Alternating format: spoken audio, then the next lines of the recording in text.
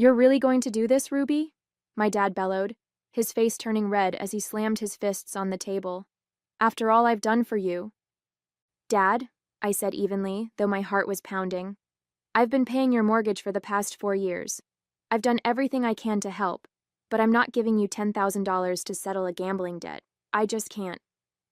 His expression twisted into rage. "You ungrateful little—" he spat, grabbing a glass from the table and hurling it across the room. It shattered against the wall, shards scattering across the floor. I flinched but didn't move. My stepmother, Patricia, appeared in the doorway, her face set in a disapproving frown. "Ruby, why can't you just help him out?" she said, as though she were asking me to pass the salt.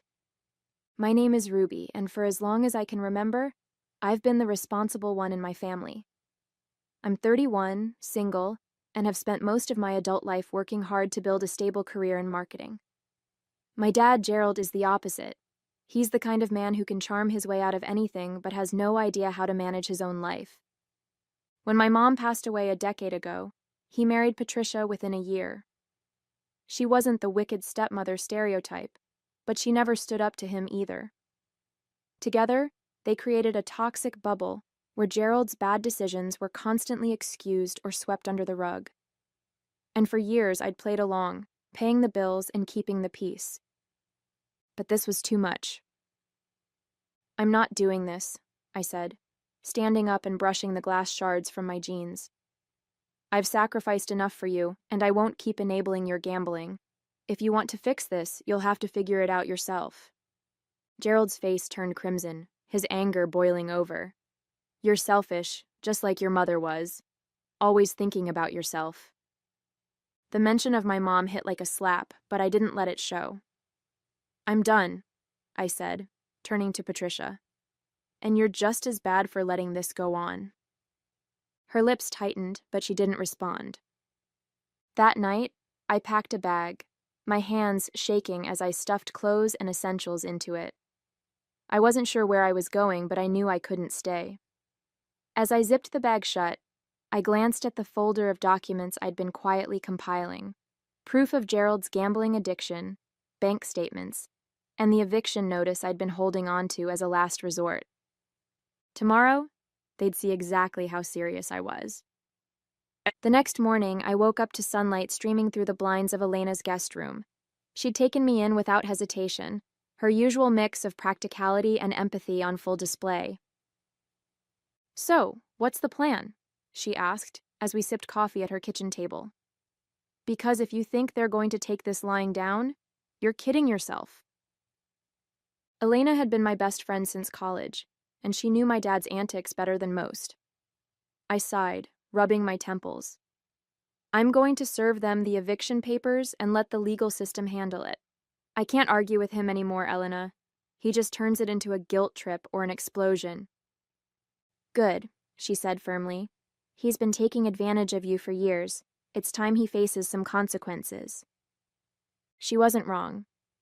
For the past 4 years, I'd been quietly paying my dad's mortgage, putting my own financial goals on hold because he was in a tough spot.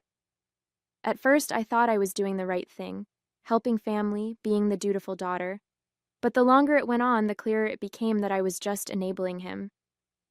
Every time I tried to talk about his gambling, he'd dismiss it with a laugh or shift the blame to Patricia for nagging him too much. And Patricia? She'd just shrug and say, "That's how he is." Last night had been the final straw. The glass shattering against the wall, his shout about how I was just like my mother. It was like a switch flipped. I wasn't going to let him drag me down any further. After breakfast, I opened the folder I'd brought with me and laid out the evidence. Screenshots of text messages where he'd begged me for money, bank statements showing the payments I'd made on his mortgage, and printouts of gambling hotline referrals I'd given him that he'd ignored. "Wow," Elena said, flipping through the pages. "You've been holding on to this for a while." "I didn't want it to come to this," I admitted. But I knew he'd never stop if I didn't have a plan. This way, when he tries to play the victim, I have proof of everything. She nodded approvingly. "Smart. So, when are you dropping the hammer?" "Tonight," I said, my voice steadier than I expected. I'll leave the papers and evidence on the kitchen counter when I go to grab the rest of my things. By the time they realize what's happening, it'll be too late to guilt me back. As I packed my things to head over, I felt a strange sense of calm. For the first time in years, I wasn't reacting to my dad's chaos. I was taking control. By the time I pulled into the driveway, the knot in my stomach was wound so tightly I could barely breathe. The house looked the same as always. Peeling paint, a sagging porch, the garden overrun with weeds. It struck me how much this house mirrored my dad's life. Neglected, chaotic, but just barely standing. I stepped inside, bracing myself for what I might find. The living room was empty, but the faint sound of the TV murmured from the back den. My dad and Patricia were probably sitting there, watching some mindless show while pretending everything was fine. I moved quickly, heading to my old room to grab the last of my things. The duffel bag I'd left behind was still where I'd stashed it under the bed, and I filled it with the odds and ends I hadn't taken the night before. Photo albums, a few books, my mom's necklace. On my way out, I paused in the kitchen. The counter, usually cluttered with junk mail and coffee cups, now held a neatly stacked pile of documents. The eviction notice, the financial evidence, and a handwritten note. I picked up the note and reread it one last time. Dad, I've spent years helping you, but you've taken it for granted and used my support to fuel your gambling habit. I can't do this anymore. The mortgage is paid off because of me, and now it's time for you to take responsibility for your actions. The papers explain everything. I hope you can find a way to turn things around, but I won't let you drag me down with you anymore. Love, Ruby. My hand trembled as I placed the note back on top of the pile. It wasn't angry or vindictive, just the truth. And for once, I wasn't afraid to speak it. As I turned to leave, I heard the TV click off. My dad's voice boomed from the den. Ruby, is that you? I froze, my heart racing. Part of me wanted to bolt, but I forced myself to take a deep breath and step into the doorway. Yeah, Dad, I just came to grab the rest of my stuff. He looked at me with a mix of suspicion and annoyance. You're not really leaving, are you? Come on, Ruby, you're overreacting. Patricia chimed in from the couch, her tone exasperated. You can't just walk away from family. I'm not walking away, I said, my voice calm but firm. I'm setting boundaries. You'll understand when you read the papers. I didn't wait for their response. I walked out the door, the weight lifting with every step. That evening, I sat in Elena's living room, the eviction papers filed and the note left behind. My heart was still racing from the confrontation, or lack of it, really. Walking out of that house without looking back was one of the hardest things I'd ever done, but I knew it was the right thing. Elena handed me a cup of tea, sitting down next to me on the couch. How are you feeling? I stared into the steaming cup, searching for an answer. Relieved, I said finally. But also guilty.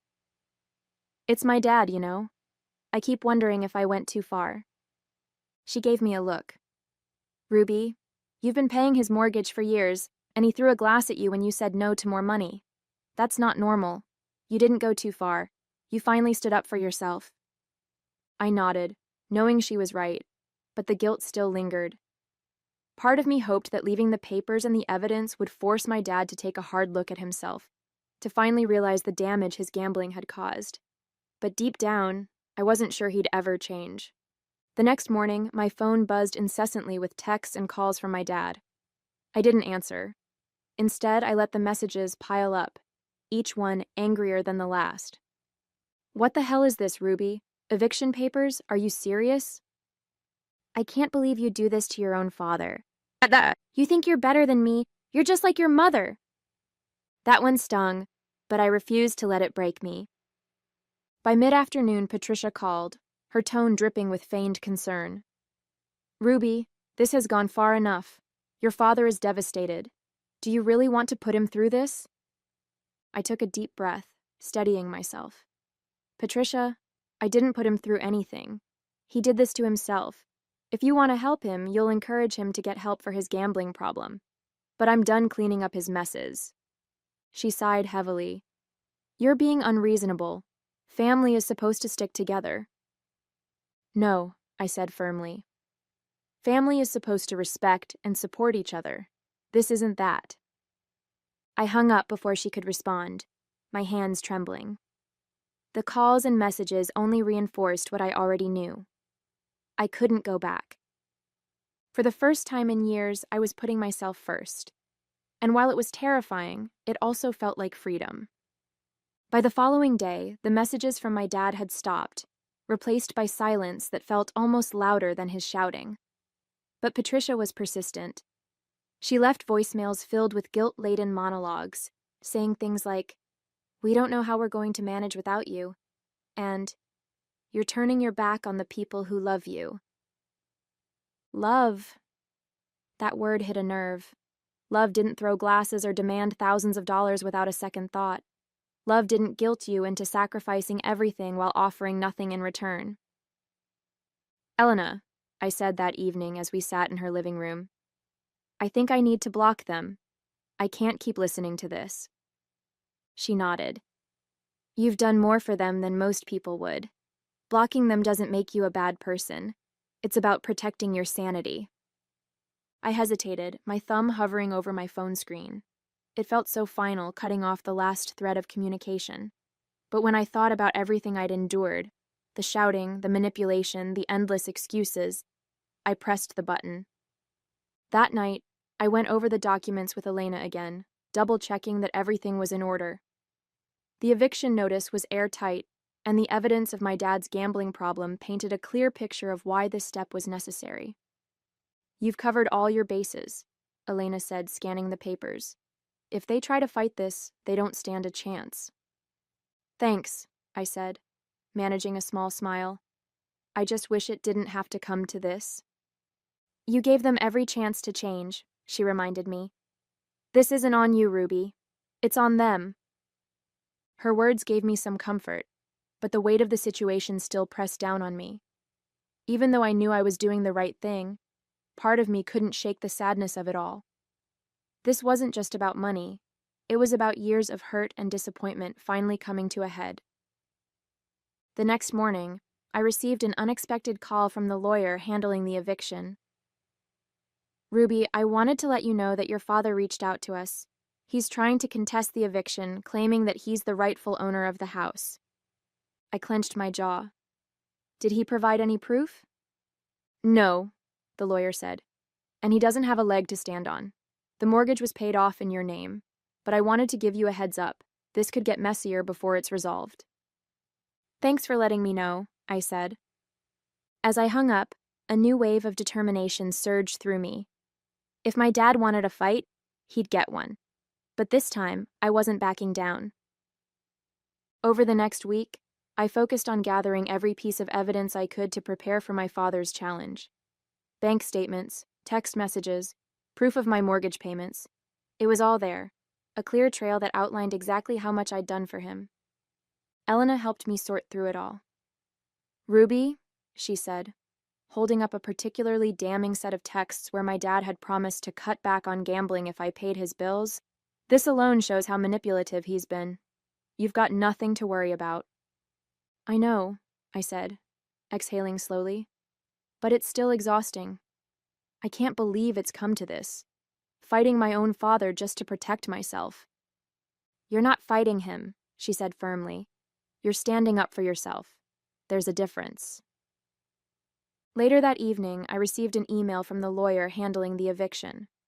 Attached were copies of my dad's challenge to the proceedings, a rambling letter filled with half-truths and outright lies. He claimed I'd only paid the mortgage as a favor, and that he'd always intended to pay me back, though he conveniently provided no evidence of such an arrangement. It was frustrating to read, but also oddly freeing. His letter was desperate, full of holes, and completely unsupported. For the first time, I realized how little power his words held over me when I didn't let them. I replied to the lawyer, attaching additional documentation that refuted every claim in the letter. By the time I hit send, I felt lighter, like I was finally taking control of a situation that had controlled me for far too long. The next morning, the lawyer called with an update. "Ruby, I've reviewed the challenge, and it's baseless. He doesn't have any legal grounds to contest the eviction. We're moving forward as planned. Thank you, I said, relief washing over me. What happens next? The eviction notice will be enforced within the next 30 days, she explained. If he refuses to vacate, law enforcement will get involved. But based on his lack of evidence, I doubt it'll come to that. I hung up and leaned back in my chair, letting the relief sink in. For years, I'd been the one scrambling to fix things, to hold the family together. But now, for the first time, I was the one setting the terms. That evening, I called Elena to share the news. It's finally happening, I said, my voice tinged with both excitement and exhaustion. Damn right it is, she replied. You're taking your life back, Ruby, and it's about time. The day had finally come. I pulled into the driveway, clutching the final eviction paperwork in one hand and my resolve in the other. The house stood there as it always had, but this time it didn't feel like a battle waiting to happen. It felt like closure. I knocked on the door and Patricia answered. Her face fell the moment she saw the papers in my hand.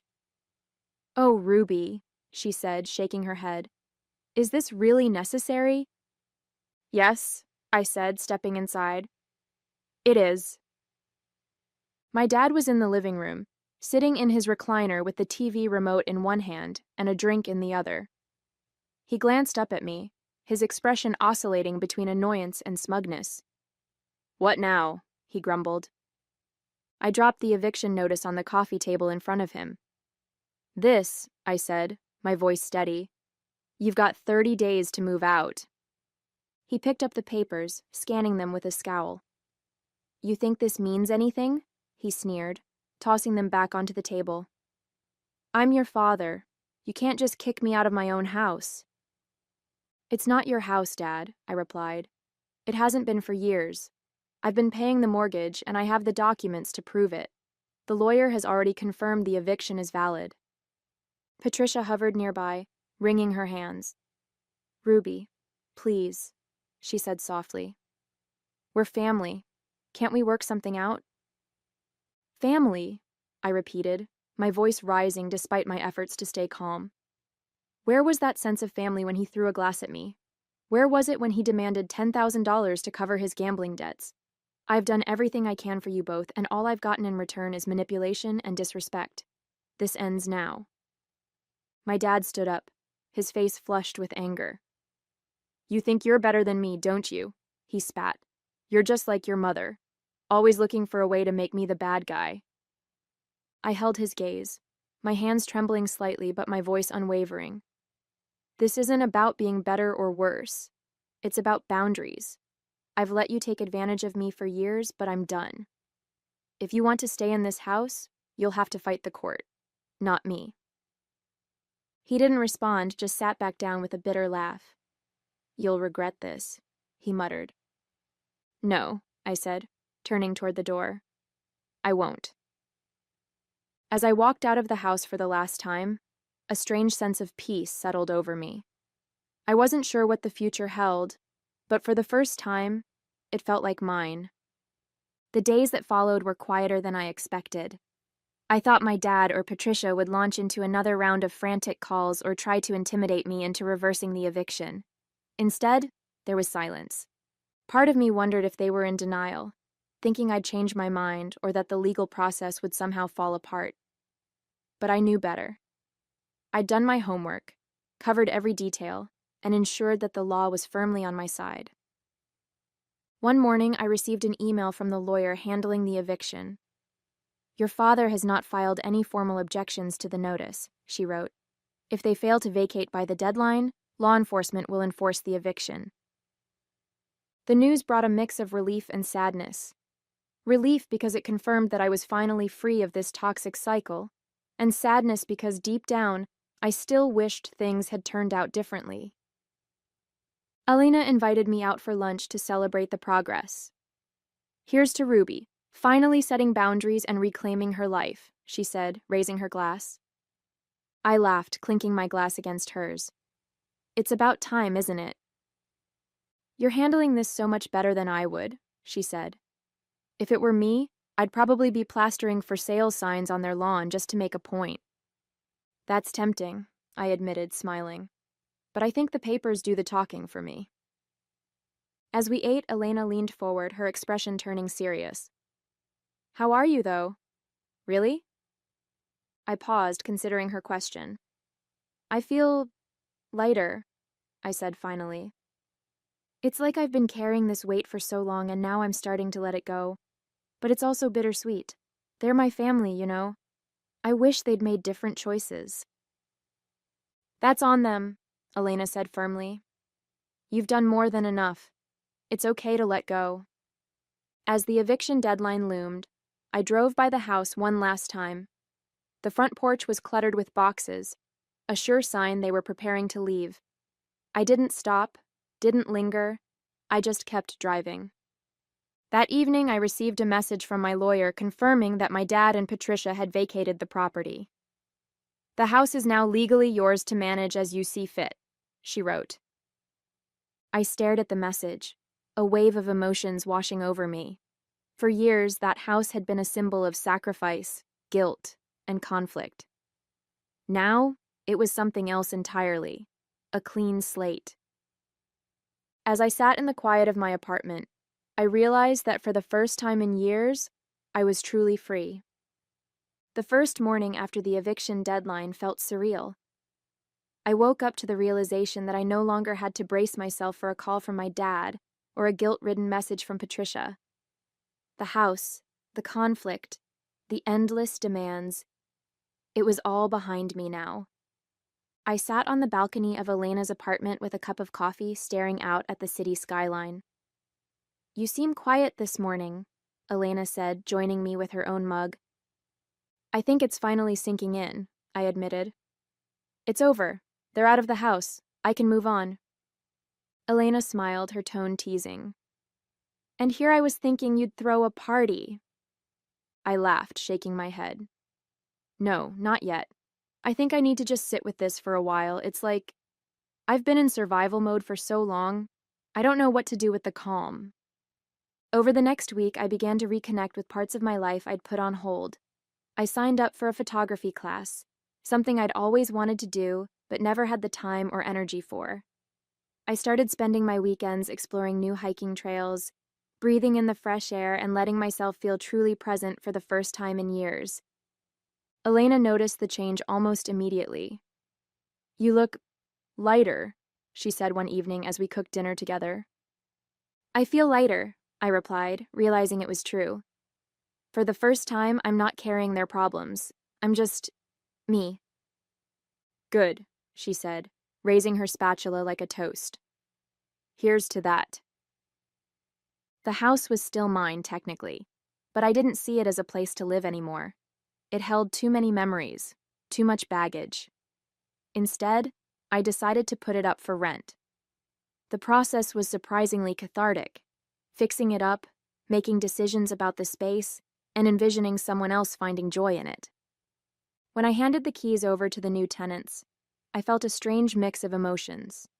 A touch of sadness for what could have been, but mostly relief and hope for what was ahead. This wasn't just about letting go of a house or a toxic relationship.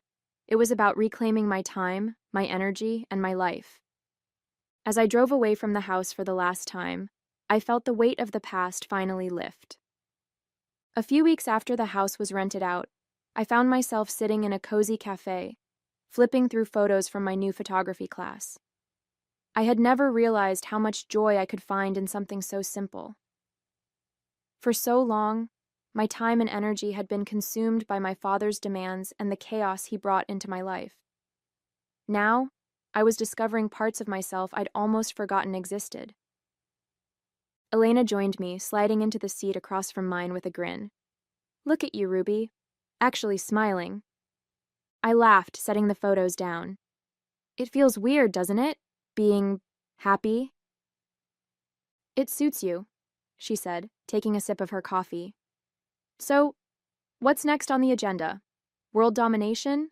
Opening your own photography studio? I rolled my eyes playfully. Nothing that dramatic. Honestly, I think I just want to keep building a life that's mine. No guilt, no pressure, just freedom. Later that evening, I reflected on everything that had happened over the past few months. The eviction, the confrontation, the emotional fallout. It had all felt so overwhelming at the time, like I was wading through quicksand. But now, looking back, I realized how much stronger I'd become because of it. For years, I'd let myself believe that sacrificing for my family was the only way to show love. But love wasn't supposed to feel like an endless obligation, a constant drain on my soul. Love was supposed to build you up, not tear you down. I thought about my dad and Patricia, wondering if they'd learned anything from all this. A part of me hoped they had, but I knew better than to hold my breath.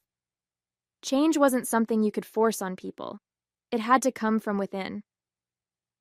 As I sat by the window, the city lights twinkling in the distance, I felt a sense of peace I hadn't known in years. The house was rented out, my boundaries were firmly in place, and my future felt wide open. For so long, I'd been defined by what I did for others, by the sacrifices I made, the burdens I carried. But now, I was finally learning to define myself by what I chose to do for me. I picked up my camera, snapping a quick photo of the city skyline. The image captured more than just the view. It captured a moment of clarity, a reminder of how far I'd come. This was my life now, and for the first time it felt like truly mine.